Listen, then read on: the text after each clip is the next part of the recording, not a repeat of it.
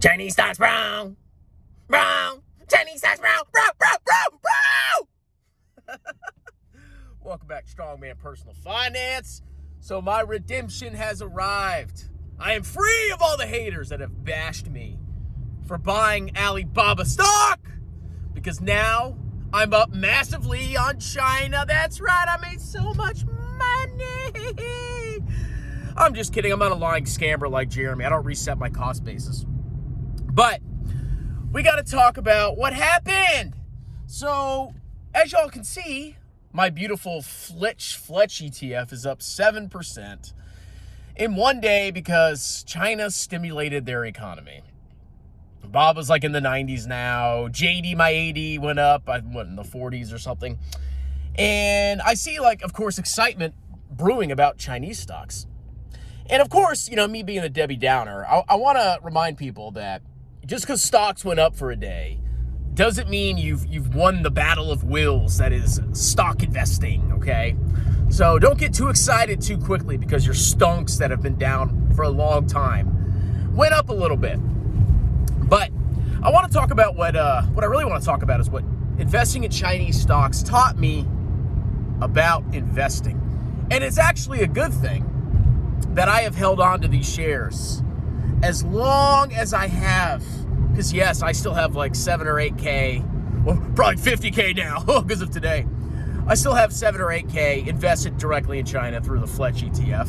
And then I think 2.5% of ET is in China, 3%, something like that.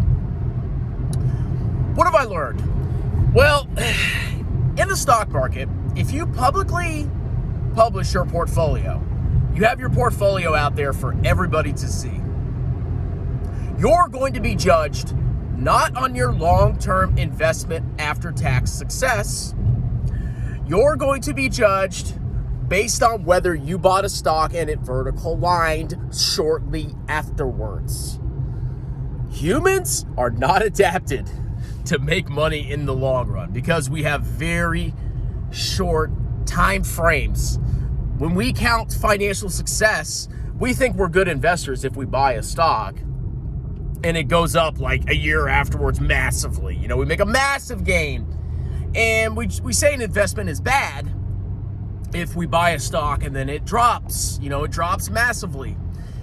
And while, that may be true, especially if it goes to zero. Like if your investment goes to zero, yeah, that's a bad investment, okay? You lost all your money. Or if it loses 99% of its value and it's on the verge of bankruptcy, yes, you made a bad investment, okay? But sometimes stuff just happens and stocks don't do well in the short term. And I was looking back, I was thinking back to my amazing debate that I had with the TQQQ shill, Mr. Jolascu, whatever his freaking name is. He pulled up a chart of China and he said, look at this chart of the Chinese stock market. And the chart just basically showed that if you had simply bought 10 years ago or something like that, you wouldn't have made any money. Which I guess technically is true, is if you just bought one time and you just held it, yeah, you probably wouldn't have made any money. That's probably not even including dividends, but whatever. And he said, well, there must be something broken about, Chinese stocks. There must be something broken. And, I reflect on that and I said, is he right? Is he right? Is Mr. 18-year-old correct, whatever old he freaking is? Of course he's not right. If you pull up a chart of the S&P 500 from 2000 to 2010, what conclusion would you draw? Go ahead and do it. I challenge you. Go pull up a S&P 500 chart from late 1999, early 2000s, and plot it over the next decade.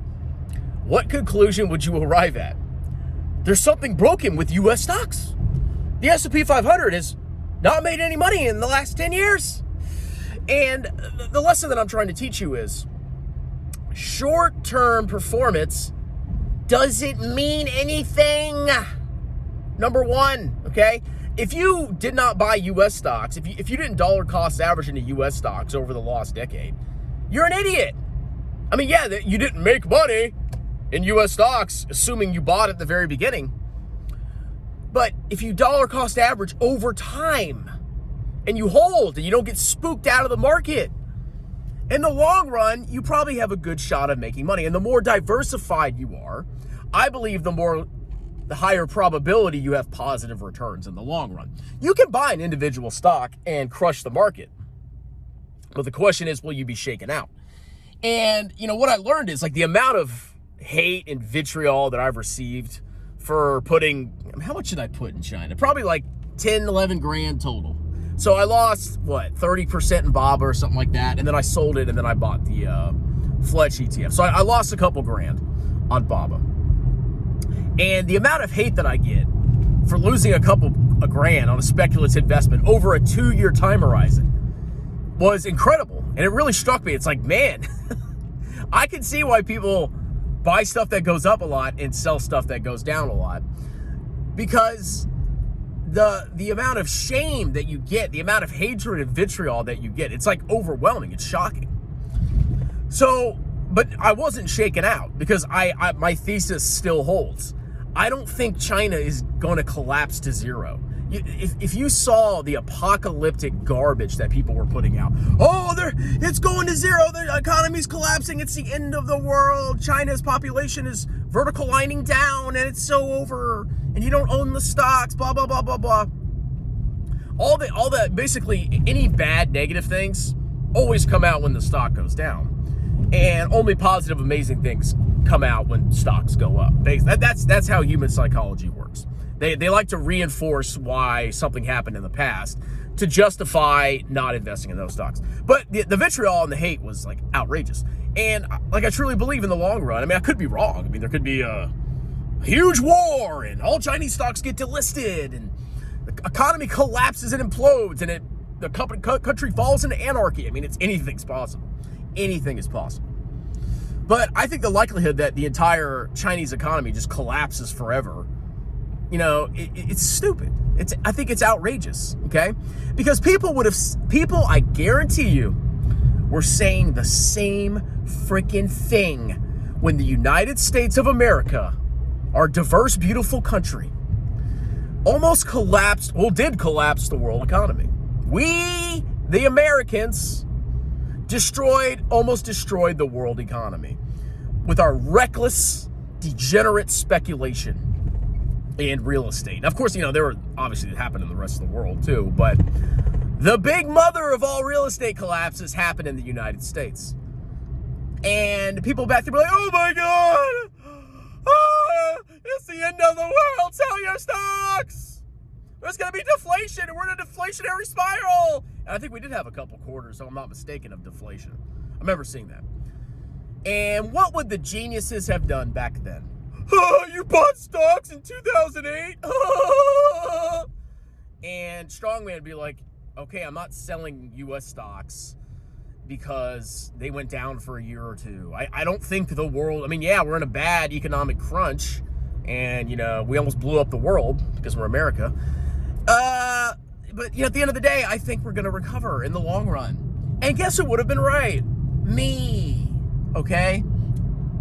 So, going forward, if I ever buy an individual stock or if I buy an ETF to speculate, I'm never disclosing that again. I am never disclosing that again. Okay? I'm still holding on to China. I'm still going to hold it. If I go down with the ship, great. I'm still not going to blow up my entire portfolio. But if I do blow up my portfolio, maybe I'll launch a course and 10,000x stock software like Jeremy did. But either I'll sink or swim. But it really taught me like the amount of panic that can really, because I remember when Chinese stocks were just crashing and crashing. Everybody was laughing at me. And I'm like, well, I don't think China's going to zero. I don't. And I held and I bought a little bit more. And, if it works out, great. And if it doesn't, okay. I'm still going to buy VT. If I ever get a bunch of spare cash and I'm bored, like I max all my tax advantage accounts, whatever, maybe I'll speculate again on something. I'll buy big tech like everybody else or whatever. But I definitely am not going to disclose that because it's hard to hold on in a bear market. It's even harder to hold on when thousands of people on the internet are mocking you for it. So, okay, my last advice is go triple leverage Chinese stocks and vertical line to the moon. Just kidding. All right, hope you enjoyed the video. Buy VT, max your tax advantage accounts. If you want to speculate, have some fun with a little part of your portfolio. Don't short anything. Don't be stupid. Check out the pinned comment below if you want a sponsored video. I'll talk about whatever you want for $50. I don't do stock price predictions or valuations. I basically just look over the 10Q. I'll react to any video you want me to react to. I'll make fun of whoever you want me to make fun of, assuming they're a grifter. Check out my book, Stop Being a Broke Loser. It's on Amazon. And have a wonderful day. Cheers!